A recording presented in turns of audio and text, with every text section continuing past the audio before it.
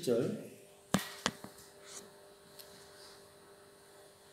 민수기 36장 1절에서 7절 말씀 같이 합독하도록 하겠습니다. 시작.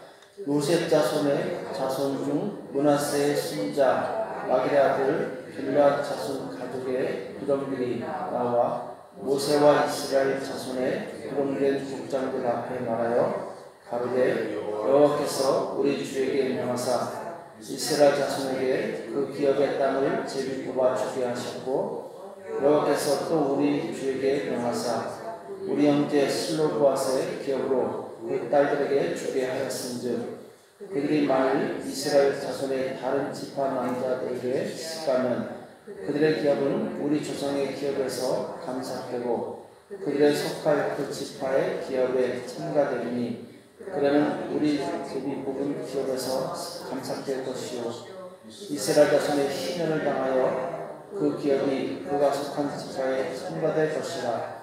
그런즉 그들의 기업은 우리 조상 지파의 기업에서 아주 감삭되리이다. 모세가 여호와의 말씀으로 이스라엘에게 명하여 가로되 요셉 자손 지파의 말이 옳도다. 슬로브앗의 딸들에게 대한 여호와의 명이 이러하니라. 이르시되 슬로브앗의 딸들은 마음대로 시집가거니와 오직 그 조상 지파의 가족에게로만 시집갈지니 그리하면 이스라엘 자손의 기업이 이 지파에서 저 지파로 옮기지 않고 이스라엘 자손이 다 각기 조상 지파의 기업을 지킬 것이니라 하셨나니. 아멘. 신앙의 원칙 지키기라는 제목으로 같이 말씀을 나누겠습니다. 오늘 민수기 마지막 장인데 오늘 이제 므낫세 지파의 이제 슬로브앗 딸들에 대한 이야기가 나오게 되는데, 민수기 27장에서 이미 슬로브앗 딸들이 모세에게 나와서 우리는 딸만 있는 집안인데 그러면은 우리 기업이 주어지지 않으면 우리는 어떻게 살 수 있느냐, 이건 부당하다 이렇게 얘기해가지고 민수기 27장 7절에 보면은 하나님께서 그들에 대한 판결을 내려주시죠. 슬로브앗 딸들의 말이 옳으니 너는 반드시 그들의 아비의 형제 중에서 그들에게 기업을 주어 얻게 하되 그 아비의 기업으로 그들에게 돌릴지니라. 지금까지 남자들에게만 상속권이 주어졌는데 슬로브앗 딸들이 여기에 대한 이제 이의를 제기함으로 인해서 하나님께서 새로운 이 규례를 주시게 되죠. 곧 딸들에게도 기업이 그대로 유산이 된다. 그러면서 너는 이스라엘 자손에게 구하여 이르기를 사람이 죽고 아들이 없거든 그 기업을 딸들에게 돌릴 것이요 딸도 없거든 그 기업을 그 형제에게 줄 것이요. 하나님께서 아들이 없는 집안은 딸도 없는 집안은 그 형제 중에, 그러면서 이제 가장 가까운 친족에게 기업을 줄 것이다 이렇게 말씀하셨죠. 자, 그런데 오늘 또 다른 문제가 발생합니다. 그러니까 지금 슬로브앗이 속한 이 므낫세 지파죠. 그 지파의 족장이 와서 오늘 이제 우려를 하게 돼요. 자, 만약에 우리 슬로브앗 그 딸들 이들이 다른 지파에게 결혼한다. 이를테면은 이제 르벤 지파하고 결혼한다. 그러면은 슬로브앗 그 딸들이 받은 기업, 그 땅은 누구한테 가느냐? 르벤 지파에게 가겠죠. 그래서 50년, 10년이 되었을 때 모든 땅을 다시 돌려준다 하더라도 그 땅은 다시 이 르벤 지파로 돌아가게 됩니다. 이렇게 되면은 우리 땅에서는 감삭되고 이 므낫세 지파에서는 땅이 없어지게 되는 것이고 르벤 지파에게는 땅이 더 추가되는 것이죠. 만약 이렇게 서로 나중에 이 다른 부족끼리 이런 일이 생기게 되면은 하나님께서 주신 그 기업에 문제가 생기는 거예요. 이 땅의 지형이 바뀌게 되는 거죠. 만약 정말 악한 의도로 저 집안에 정말 남자가 엄청난 땅을 가지고 있다. 저 집안이랑 결혼을 해라. 정략적으로 이렇게 되면은 혼란이 오게 되죠. 자, 여기에 대한 말도 하나님께서 이 6절에 나오죠. 슬로브와 딸들에 대한 여호와의 영이 이러하니라. 이르시되 슬로브앗의 딸들은 마음대로 시집가려니와 오직 그 조상 지파의 가족에게로만 시집갈지니. 그러니까 이제 다른 지파로 시집에 갔을 때 그 지파의 이 땅이 감삭되는 것을 막기 위해서 하나님께서 어떤 판결을 내리시냐면은 그 집안의 딸들은 반드시 그 지파의 같은 지파에 시집을 가야 된다. 이렇게 명령을 내리시죠. 그래서 7절에 보면은 그리하면 이스라엘 자손의 기업이 이 지파에서 저 지파로 옮기지 않고 이스라엘 자손이 다 각기 조상 지파의 기업을 지킬 것입니다 하셨나니. 자, 하나님께서 이제 새로운 원칙을 주시게 되는데 곧 자기 지파 내에서만, 만약 딸들이 상속을 받았을 경우에는 자기 지파 내에서만 이제 시집을 가도록 이렇게 말씀하시게 되죠. 그래서 이제 오늘 10절 이하에 보면은 슬로브앗의 딸들이 여호와께서 모세에게 명하신 대로 행하니라. 이들이 순종합니다. 슬로브앗의 딸 말라와 디르사와 호글라와 밀가와 노아가 다 그 아비 형제의 아들들에게로 시집가되 그들이 요셉의 아들 므낫세 자손의 가족에게로 시집간 후로 그 기업이 그 아비 가족의 지파에 여전히 있었더라. 그러니까 슬로브앗 딸들이 그 지파에게 시집을 감으로 인해서 그 지파의 기업이 그대로 보존되었더라. 이 말씀을 하고 있는 거죠.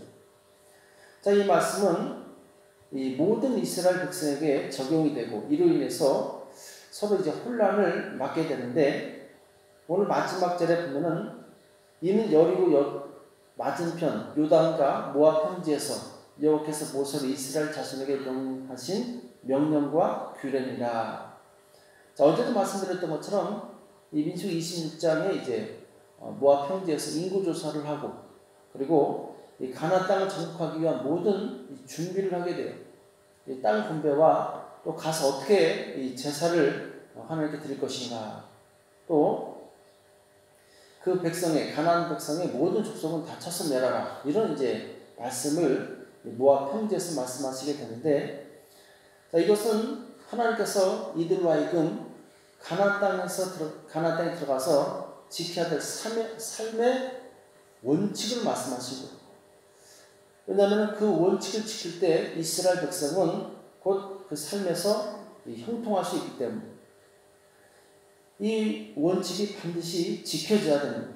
하나님께서는 이 원칙을 정해주신 거예요. 오늘 말씀도 이스라엘 백성이 혼란에 빠지지 않도록 원칙을 말씀하신 거죠. 원칙을 지키게 되면 혼란에 빠지지 않고 질서대로 순적하게 모든 일이 진행이 되는데, 만약에 원칙이 지켜지지 않으면 이제 혼란이 오게 되죠. 자, 이 세상에서도 나름대로 자신만의 소신과 원칙을 가지고 사는 사람이 있어요. 이 사람들은 인생을 낭비하지 않습니다.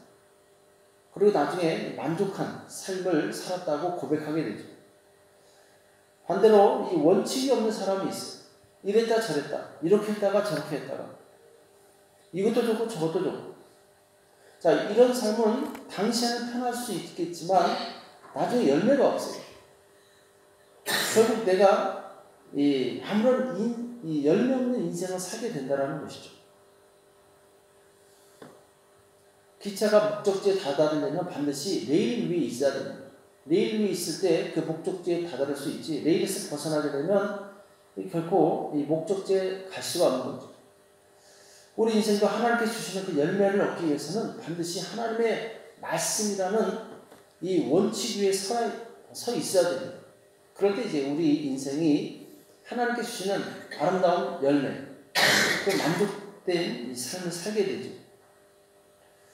그래서 우리가 반드시 지켜야 될 삶의 원칙은 하나님의 말씀입니다. 그분의 입에서 나온 명령과 규례, 이것이 우리 삶의 원칙이 되어야 돼요. 그렇지 않으면 우리는 이랬다 저랬다 살다가 결국 인생을 다 살고 나서 남는 게 없는 인생을 결과를 보게 될 수 있어요. 1981년도에 개봉되었죠. 불의 전차라는 영화가 있습니다. 불의 전차. 우리가 잘 아는 것처럼 에릭 리델이라는 영국 사람 이야기죠.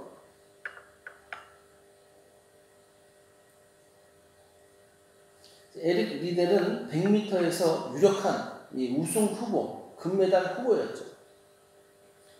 근데 나중에 1924년 파리 올림픽에서 이 결승전에 진출했는데 딱 보니까 결승전 하는 날이 주일이었어요. 이 사람이 유명한 말을 남기죠. 나는 주일에는 달리지 않습니다. 이 말하면서 이 주일날 뛰는 것을 거부합니다. 자, 이것 때문에 영국 국민들만 뿐만 아니라 온 세계 이 사람들이 큰 충격에 빠지죠. 그러면서 영국 언론에서는 옹졸한 신앙이, 배신자, 이런 아주 폭언으로 에릭 리델을 비난합니다. 나중에 이제 영국의 황태자까지 와서 그를 설득해요. 그러나 그 설득에 실패합니다. 왜냐하면 에릭 리델은 나는 하나님의 말씀을 지키는 것을 내 삶의 원칙으로 삼았습니다. 이 원칙을 바꿀 수 없습니다. 그러니까 이제 엄청난 비난이 쏟아졌어요. 조국을 배신한 자라는 그런 사람들의 비난과 온갖 욕을 다 먹었지만 리델은 결코 자기 원칙을 바꾸지 않았어요. 끝까지 원칙을 지키게 되죠. 마침내 경기에 출전하지 않아서 금메달을 놓치게 돼요. 자, 그런데 하나님께서는 새로운 기회를 주시게 되는데 400m에서 달려야 될 자기 그 나라의 주자가 달리지 못하게 됐어요. 이때 이제 에릭 리델에게 이 기회가 주어지는데 사실 100m 달리기 주자하고 400m 장거리죠. 이 달리기 이 주자하고는 이 훈련 자체부터가 다릅니다. 왜냐하면 거리가 다르기 때문에 훈련하는 것이 전혀 다르죠. 400m에서 메달을 딴다는 것은 사실 불가능한 일이에요. 자, 그런데 여기서 금메달을 따게 돼요. 그렇게 욕을 먹었던 사람이 400m에서 금메달을 따고 나니까 완전히 국민의 영웅으로 바뀌게 되죠. 그래서 이제 이것을 이 소재로 해서 불의 전차라는 영화가 상영되었고 많은 사람들에게 큰 도전과 그리고 믿음의 본을 보여주게 됩니다. 리델은 이 삶의 원칙을 하나님의 말씀으로 삼았고 그 말씀이 세상에서는 사람들에게 정말 옹졸한 신앙이 배신자라는 그런 욕을 먹을지라도 그 삶의 원칙을 지켰어요. 그랬을 때 마침내 하나님께서 그 사람을 세워주신 것을 보게 됩니다. 우리가 예수님을 믿고 신앙생활할 때 세상의 문화와 맞지 않습니다.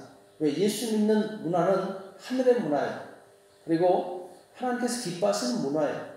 세상 문화는 마귀의 문화예요. 그리고 육적인 문화예요. 이 맞을 수가 없죠. 그러나 우리는 하늘나라의 백성이기 때문에 하늘의 원칙을 지키며 살아야 됩니다. 1959년에 쿠바가 공산화되었을 때 그때 피델 카스트로는 기독교인들에 대한 아주 이 핍박을 명령하게 되는데 그 중에 가장 무서운 것이 무엇이냐? 기독교인들은 사지도 못하고 팔지도 못하게 만들었어요. 우리가 일상생활에서 가게 가서 무언가를 사야지 생활을 할 수 있는데 가게에서 기독교인들에게는 물건을 팔지 않아요. 얼마나 고통스럽겠습니까?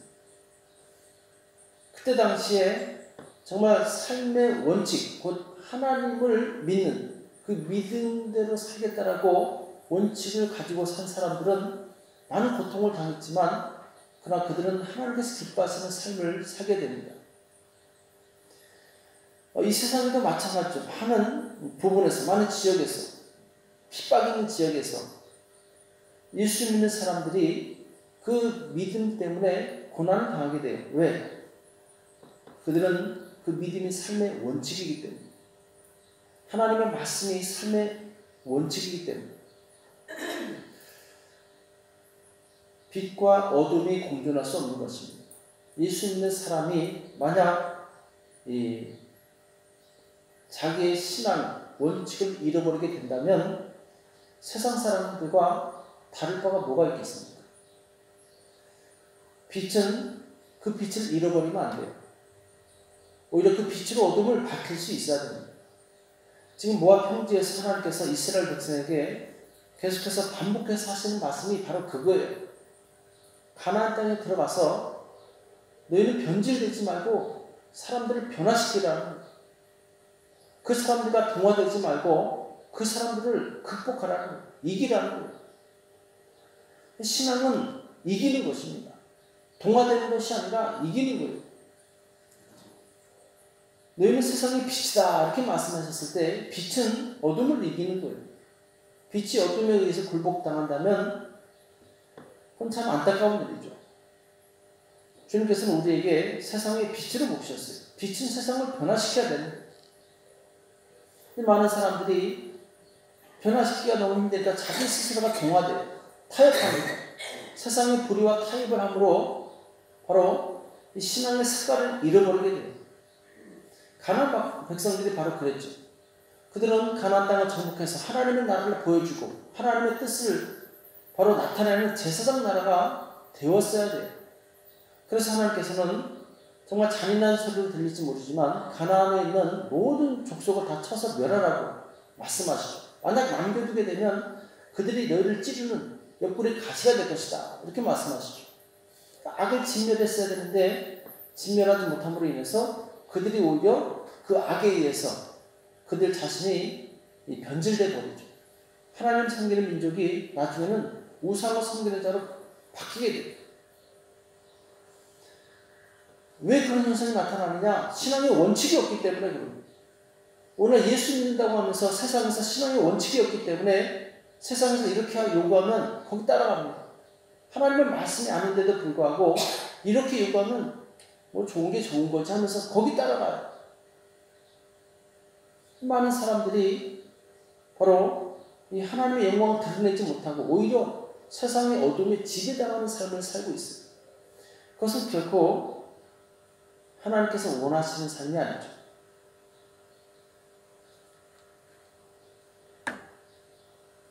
오늘날 세계적인 강대국으로 성장한 이 미국은 이 누구에 의해서 세워졌느냐? 소위 말하는 옹졸한 신앙, 배신자 같은 청교도들에 의해서 세워졌어요. 영국의 성공회가 정치적인 색깔을 띠면서 하나님의 말씀을 벗어나서 바로 이 기득권의 권력의 힘이 되었을 때 정말 순수한 신앙, 하나님의 말씀대로 사는 그런 순전한 신앙으로 살고자 하는 청교도들이 이 메이플라워를 타고 이 미국 대륙으로 출발하게 되죠. 102명이 타고 갔는데 풍랑을 만나고 가서 추위와 굶주림에 의해서 다 죽고 겨우 44명만 살아남습니다. 치열한 생존에 투쟁을 하게 되죠. 그러나 그들 마음 중심에는 하나님의 말씀을 지키겠다는 원칙이 있었어요. 결국 하나님께서는 그들에게 복을 주시면서 이 주변에 있는 인들로 인해서 도움을 받게 돼요. 농사짓는 법을 배우게 돼요. 그러면서 이들이 이 하나님의 축복을 받게 되면서 미국을 건립하게 되는데 이들에게 삶의 원칙 중에 무엇이 있느냐? 하나님 중심이 있었어요. 그래서 가자마자 자기들의 집을 짓기 전에 먼저 교회를 짓습니다. 왜? 예배가 중심이기 때문에. 이 예배당을 짓고 예배를 드려요. 두 번째 원칙이 무엇이냐? 학교를 짓는 거예요. 왜? 자녀들과 하여금 신앙교육을 해야 된다. 우리가 잘 아는 것처럼 여호수아 시대에 자녀에 대한 교육을 하나님께서 굉장히 강조하십니다. 왜? 지금 가지고 있는 신앙을 유지해야 되고 전수해야 되기 때문에. 청교도들은 교회를 짓고 그 다음 학교를 지어서 신앙교육을 시키고 세 번째로 자기 집을 짓게 돼요. 정말 너무나도 힘들고 고통스러운 순간들이지만 그들은 삶의 원칙을 지켜나가요. 그러니까 결국 하나님께서는 그들로 하여금 가장 강력한 나라를 세울 수 있는 힘과 능력을 주시게 돼요. 우리 또한 이 땅에서 살아가면서 신앙의 원칙을 지킬 때 어려움과 고통을 당할 수 있고 또 이것을 감수할 수 있어야 됩니다. 왜? 하나님께서는 이 원칙을 지키는 자에게 역사하시기 때문에 이 원칙을 따라 사는 사람들에게 열매를 주시기 때문에 야고보서 1장 12절에 보면은 시험을 참는 자는 복이 있도다. 이것이 옳다 인정하심을 받은 후에 주께서 자기를 사랑하는 자들에게 약속하신 생명의 면류관을 얻을 것입니다. 우리가 이 신앙의 원칙을 지키고 살 때 시험이 올 수 있어요. 고통이 올 수 있어요. 그러나 이것을 참고 지키는 자는 복이 있다라는 거예요. 왜? 이것이 옳다 인정함을 받은 후에 하나님께서는 생명의 면류관을 주시겠다고 약속하셨다라는 거예요. 우리가 정말 열매 맺는 삶, 하나님께서 기뻐하시는 이 생명의 면류관을 얻기 원한다면 하나님의 말씀을 신앙의 원칙으로 삼아서 순종하시기 바랍니다. 원칙을 가지고 살아갈 때 그 사람은 세상이 흔들리지 않을 수 있어요. 원칙이 없으면 누가 이 말하면 거기에 휩쓸리고 누가 저 말하면 거기에 휩쓸리고 평생 이리저리 휩쓸리다가 결국에는 열매 없이 인생을 마감할 수 있어요. 엘리야가 갈멜산에서 850명의 바알과 아세라 선자들과 대결할 때 이 사람들에게 촉구합니다. 너희가 누구를 섬기겠느냐? 하나님이냐 바알이냐? 분명히 선택해라. 이때 성경에 보면은 백성들이 머뭇하였더라 이렇게 말씀하고 있어요. 이들은 신앙의 원칙이 없었어요. 이쪽이 좋을 것 같으면 이쪽에 붙고 저쪽이 좋을 것 같으면 저쪽에 붙고 오늘날에도 하나님의 복 주실 것 같으면 교회 잘 나오다가 세상에서 어떤 좋은 일이 생기면 또 거기에 붙었다가 거기에 실패하면 또 교회 나왔다가 교회에서도 안 될 것 같으니까 또 세상으로 갔다가 오락가락한 사람들이 너무나도 많이 있어요. 왜? 삶의 원칙이 없기 때문에. 여호수아 24장이 마지막 장이죠. 이때 여호수아가 마지막으로 백성들을 모아놓고 그런 말을 하게 되죠. 만일 여호와를 섬기는 것이 내게 좋지 않게 보이거든 너희 열조가 강저편에서 섬기던 신이든지 혹 너희의 거하는 땅 아모리 사람의 신이든지 너희 섬길 자를 오늘날 택하라. 오직 나와 내 집은 여호와를 섬기겠노라. 그러니까 백성들이 아닙니다. 우리도 오직 여호와만 섬기겠습니다. 이렇게 고백을 하게 되죠. 여호수아는 분명한 삶의 신앙의 원칙을 가지고 살았어요. 자기와 자기 집안은 오직 하나님만 섬기겠다. 이것이 우리의 삶의 원칙이 되어야 됩니다. 다니엘의 세 친구였던 사드락과 메삭과 아벳느고도 삶의 원칙이 우상에게 절하지 않고 하나님만 섬기는 거였어요. 우상에게 절하지 않으면 뜨거운 이 풀무불에 던지겠다.